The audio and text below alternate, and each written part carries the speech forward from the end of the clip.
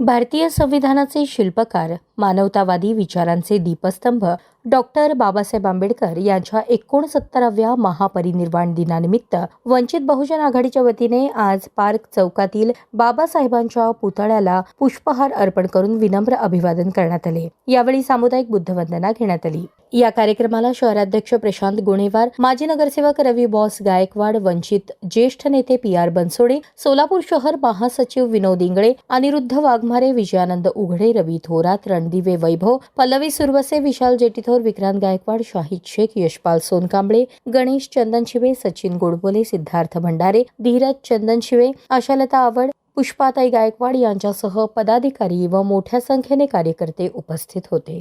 कार्यकर्त्यांनी संविधान मूल्यांचे रक्षण, बहुजन समाजाच्या हक्कांसाठी लढा आणि सामाजिक न्यायाची चळवळ अधिक सक्षम करण्याचा संकल्प व्यक्त केला। बाबासाहेबांच्या विचारांवर चालत समाजातील विषमता दूर करण्यासाठी अधिक प्रभावीपणे काम करण्याचे आवाहन यावेळी पक्षाचे माजी नगरसेवक रवी बॉस गायकवाड यांनी व्यक्त केले। महापरिनिर्वाण दिनानिमित्त वंचित बहुजन आघाडीचा हा अभिवादन कार्यक्रम सामाजिक एकता, प्रबोधन आणि परिवर्तनाचा संदेश देणारा ठरला।